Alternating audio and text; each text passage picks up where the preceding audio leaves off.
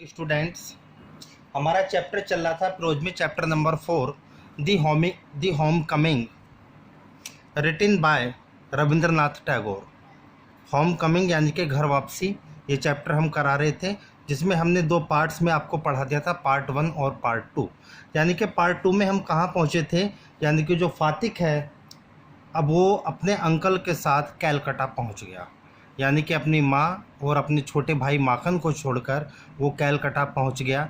और कैलकाटा पहुँचने के बाद उसका जो सबसे पहले परिचय होता है वो उसकी आंट यानी कि मामी से होता है, ठीक है। लेकिन उसकी मामी उसे देखकर बड़ी सरप्राइज होती हैं कि आखिर ये बिशंबर नाथ जी ने क्या कर दिया।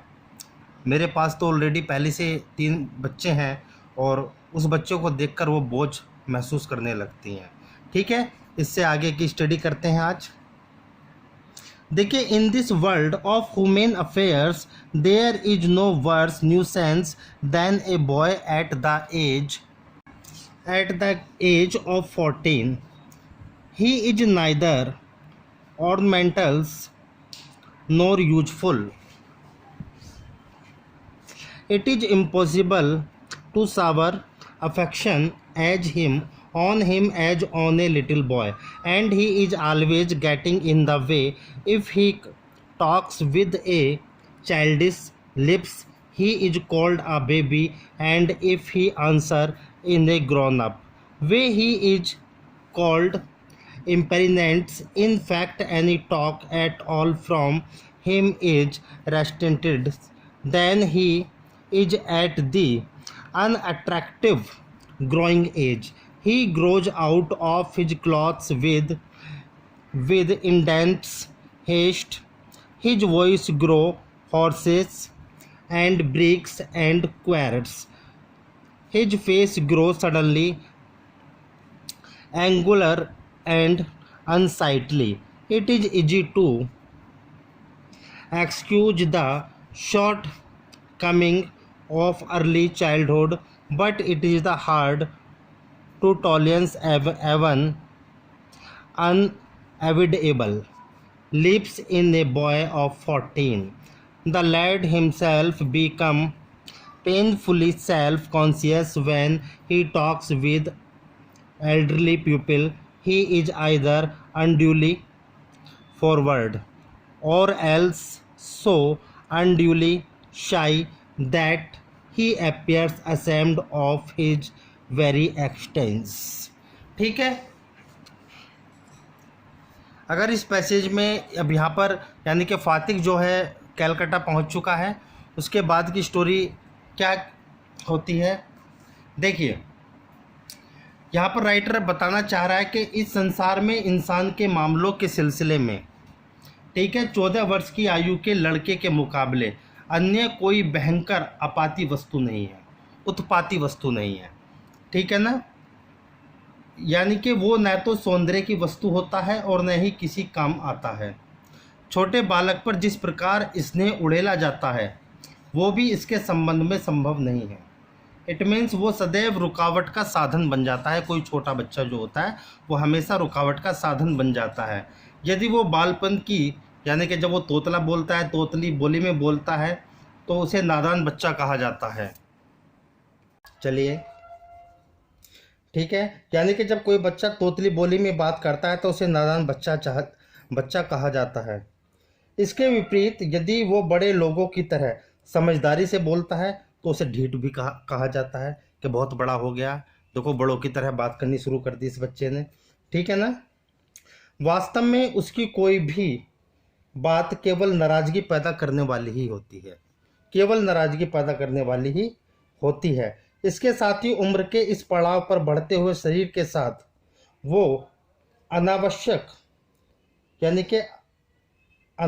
भी हो जाता है, अपने कपड़ों से भी अधिक बड़ा हो जाता है और शिक्षक झिझक के कारण भी बन जाता है। यानी कि हमेशा हेजिटेशन उसके अंदर आ जाती है। उसकी आवाज़ में बदलाव आने लगता है, वो पहले के मुकाबले भारी होने लगती है किसी भी छोटे बच्चे की। यानी कि एक छोटे बच्चे के गुण के बारे में यहाँ एक राइटर बता रहे हैं कि किस तरीके से एक छोटा बच्चा होता है। यानी कि उसका चेहरा भद्दा हो जाता है और सूरत भी कुरूपता में तब्दील होने लगती है, यानी कि कुरूप जैसी हो जाती है। बालपन की कमियों को अनदेखा किया जा सकता है, लेकिन 14 वर्ष के लड़के के उन कमियों को भी हमेशा देखना चाहिए जो सहन करना संभव नहीं होता। लड़का अपने आप ही दुख का स्वयं केंद्रित बन जाता है। जब वो अपने से बड़े लोगों से बात करता है तो ज़्यादा उतावलापन दिखलाता है, या फिर इतनी शातिर तरीके से बात करता है कि मानो उसका अस्तित्व ही बेईमानी हो। इन वेरी एस्टेंस, उसका अस्तित्व ही बेईमानी हो। यानी कि इस पैरे में जो राइटर हैं उन्होंने एक 14 वर्ष के बच्चे के बारे में बताया है कि किस तरीके से एक छोटा बच्चा होता है, ठीक है ना। यदि जब वो तोतला बोलता है तो सब उसे कहते हैं छोटा बच्चा है, लेकिन अगर वो बड़ों की तरह बात करना शुरू कर दें तो सब लोग कहते हैं कि तो ढीठ हो गया। चलिए, yes it is at this very age when in the heart of hearts a young lad most craves for recognition and love, and he becomes he devotes slave of anyone who show him consideration, ठीक है, but none dare openly love him, for that would be regarded as undue indulgence and therefore bad for the boy. So what with scolding and chidings, he becomes very much like a stray dog that has lost his master. Lost his master, यानी कि यहाँ पर writer बताना चाह रहा है कि यह अवस्था उम्र का एक ऐसी पड़ाव होती है, यानी कि उम्र की एक ऐसी पड़ाव होती है जहाँ पर किशोर लड़का लोगों की नज़र में स्वयं ही मान्यता पाने के लिए हमेशा लाभान्वित होता है। यानी कि जो भी उसके बड़प्पन के कसौंदे होते हैं वो उसी का गुलाम हो जाता है, लेकिन कोई भी खुलकर उसे स्नेह नहीं कर पाता। यानी कि कोई लोग उसे डांटता है तो कोई लोग उसे प्यार से भी बात करते हैं, क्योंकि उसकी अवांछनीय कृपा के रूप में देखा जाएगा, जो लड़का को बिगाड़ने वाला माना जाएगा। इसलिए डांटने फटकाने पर कोई लाभ नहीं रह जाता, और ऐसा लड़का उस भटके हुए, यानी कि उस भटके हुए डॉग, स्टेरी डॉग कहते हैं भटका हुआ कुत्ता, उस भटके हुए कुत्ते के समान होता है जो अपने मालिक को खो चुका होता है, has lost his master. Clear. चलिए आगे का पैसेज देखते हैं स्टूडेंट्स। देखिए, for a boy of 14 his own home is the only paradise, to live in a strange house with strange pupil is little short of torturous, while the height of bliss is to receive the kind looks of women and never to be signed by them. It was anguish to Fatik to be unwelcome guest in the aunt's house, ठीक है, despised by the elderly woman and cited on very occasion. If she ever asked him to do anything for her, he would be so overjoyed that he would overdo it, and then she would tell him not to be so stupid but to get on with his lesson. ठीक है, अगर इस passage की बात करी जाए तो यहाँ पर राइटर क्या कहना चाह रहा है, यानी कि for the boy of 14, for the boy of 14, देखिए 14 वर्ष का जो लड़का होता है कि उसके लिए केवल उसका घर ही सुखदायक होता है, यानी कि बच्चे का मन केवल अपने घर में ही लगता है, किसी रिश्तेदार के यहाँ नहीं। ठीक है, अनजान घर में अनजान लोगों के बीच रहना वास्तव में दुख का कारण ही है। इसका सुखदायक पहलू यह है कि वहाँ की जो लेडीज हैं, जो औरतें हैं, वो अच्छी आसमत वाली नज़रों से स्वागत करें और इससे कभी गिरावट ना आए। यानी कि अच्छी नज़र से यदि दूसरे के बच्चों को देखती हैं तो उस बच्चे के लिए तो ठीक है, अगर उनकी नज़र बदल जाती है अपने बच्चों के प्रति कुछ और दूसरे के बच्चों के प्रति फिर कुछ और, तो वो बच्चा उस घर में अनजान बन जाता है। ठीक है, फातिक के लिए दुखदायक, फातिक के लिए दुखदायक समय था कि उसकी मामी के घर में उसका स्वागत नहीं किया गया और इस बुजुर्ग औरत ने उसकी अवहेलना ही की। यानी कि ऐसे तो वह बार बार करती रही। यदि फातिक से अपने लिए कुछ करवाती थी तो वह इतना खुश हो उठता था कि अस्तित्व में अधिक अधिक कर गुजरता था।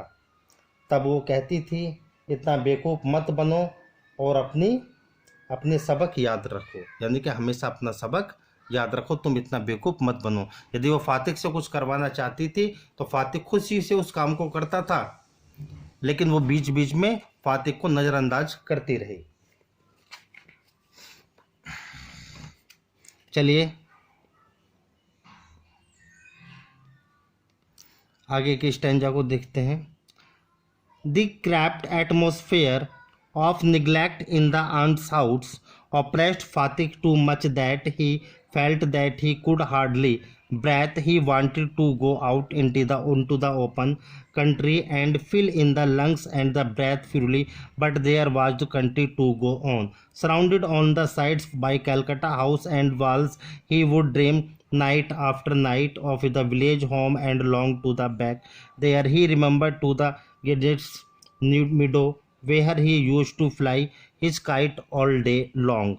He bought river bank where he would wander about the livelong day sound the shouted. ठीक है, he could go and drive and the swim at any time he liked.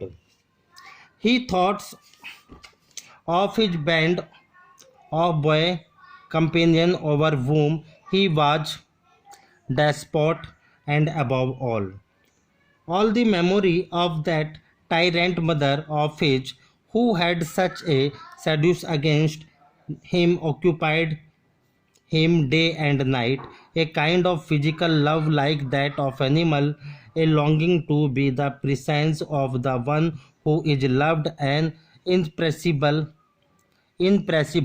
wistfulness during absence, a silent cry of the inmost heart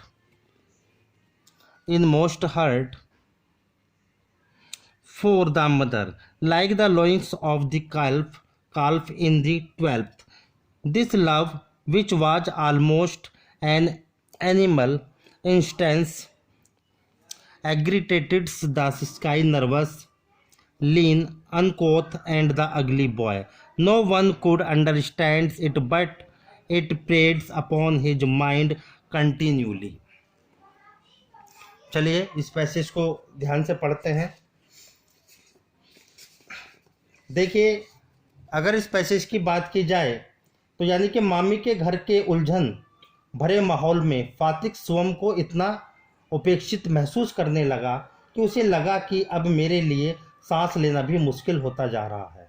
वो बाहर खुले में जाना चाहता है ताकि वो फेफड़ों में हवा भरकर अपने आप को आराम से सांस ले सके, क्योंकि फातिक एक गांव से बिलोंग करता है स्टूडेंट, तो उसे तो गांव में रहने की आदत है, लेकिन अब कलकत्ता जैसा बड़ा सिटी उसे भा नहीं रहा, यानी ठीक है, लेकिन वहाँ कोई खुला इलाका नहीं था। कलकत्ता चारों ओर से मकानों से दीवारों से घिरा हुआ था। ऐसे में वह हर रात अपने गांव के सपने देखने लगा और वहां वापस जाने के लिए उतावला हो उठा। उसे उस विस्तृत मैदान की याद आने लगी जिसमें जाकर वह दिन भर अपनी पतंग उड़ाया करता था। नदी के किनारे जहां वो पूरे दिन मटर गश्ती करता अपने दोस्तों के साथ घूमा फिरता था। छोटा सा झरने में जहां वह बार बार डुबकी लगाया करता था, किसी समय तैरने लगता था और अपनी मित्र मंडली को याद सताने लगी सपनों में, जिस पर वो हावी रहता था, यानी कि वो जितने भी मित्र मंडल थे उन सबका सरदार था फातिक। इन सबसे बढ़कर स्वयं की अंतिम जो इच्छा है, यानी कि उसकी माँ, जो हमेशा उसका खिलाफत करने में भी रहती थी, पशुओं की तरह भौतिक प्यार, बार बार बाहें भी व्याकुल होती थीं, यानी कि वो उसे प्यार भी करती थी और डांटती भी थी, परेशान भी रहता था वो अपनी माँ से, लेकिन जानता था कि इस दुनिया में सबसे ज़्यादा ख्याल मेरी माँ ही रखती है। करने वाले नज़दीक, यानी कि माँ की तमन्ना उसके लिए अब उसे सताने लगी। वो अपनी माँ से मिलने के लिए परेशान होने लगा। ठीक है, यही एक ऐसा प्यार था जिससे पशु समान, यानी कि नैसर्गिक प्रवृत्ति थी। वह सब उतावलापन एक शर्मीले, बेचैन, कमज़ोर, गंभीर और बदसूरत लड़के का था। इस सब को कोई भी नहीं समझ सकता था, लेकिन उसके दिमाग में उथल पुथल लगातार चल रही थी, यानी कि अपने गांव को लेकर। अब वो कलकत्ता तो पहुंच गया, लेकिन अब वो बहुत ज़्यादा परेशान है। जब जा आ रहा था कलकत्ता अपने मामा के साथ तो खुश था, लेकिन वहाँ जाकर अब उसे सपनों में अपना गांव, अपनी माँ, अपना छोटा भाई माखन, अपने यार दोस्त, वो झरने, वो मैदान जहाँ वो पतंग उड़ाया करता था, मटर गश्ती किया करता था, उन सब की अब उसे याद आ रही है। वो परेशान हो रहा है। चलिए एक पैसेज और देखते हैं। There was no more backward boy in the whole school than Fatik. He gaped and remained silent when the teacher asked him a question, and like the obedience and patiently suffered all the blow that come down on his back. When other boys were out at play, he stood wistfully by the window and gazed at the roofs of the distant houses. And if by chance he espied children playing on the open terrace and any roof, his heart would ache with longing. With longing. देखिए, अगर यहाँ पे writer बताना चाह रहा है कि पूरे स्कूल में पढ़ाई में पार्थिक से कमज़ोर और कोई लड़का नहीं था, क्योंकि सब बच्चे होशियार थे क्लास के अंदर। पार्थिक जो था वो गांव से आया था, इसलिए वो कमज़ोर था, ठीक है, लड़का नहीं था। जब अध्यापक उससे कोई प्रश्न पूछता था तो वह बिना कोई उत्तर दिए चुप ही चाप खड़ा रहता था अपनी बेंच पर। जैसे एक गधा अपनी पीठ पर भारी बोझ को सहन नहीं करता रहता है, ठीक उसी प्रकार से वो अपनी पीठ पर पड़ने वाले वारों को सहता रहता था। यानी कि जो पीठ पर उसके वार पड़ते थे उन्हें हमेशा सफ़र करता था, सहता था।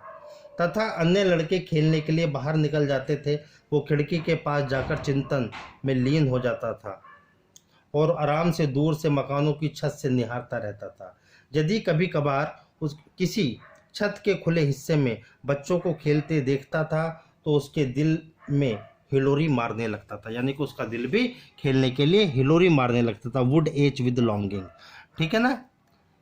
यानी कि फातिक परेशान है कलकत्ता में आकर। अब उसका स्कूल में भी एडमिशन हो गया है और स्कूल में आने के बावजूद अब वो पढ़ने में काफ़ी कमज़ोर है, ठीक है। अब जो टीचर उससे कोई क्वेश्चन पूछता था तो वो उसका आराम से जवाब नहीं देता था, चुपचाप खड़ा रहता था, जैसे एक गधा चुपचाप खड़ा रहता है। बाकी बच्चे खेलते रहते थे, लेकिन वो खिड़कियों से झांकता रहता था, उन्हें देखता रहता था, ठीक है। Thank you students. इससे आगे की वीडियो नंबर, ये पार्ट नंबर 3 था, इससे आगे पार्ट नंबर 4 में पढ़ेंगे, क्योंकि लॉन्ग चैप्टर है थोड़ा सा।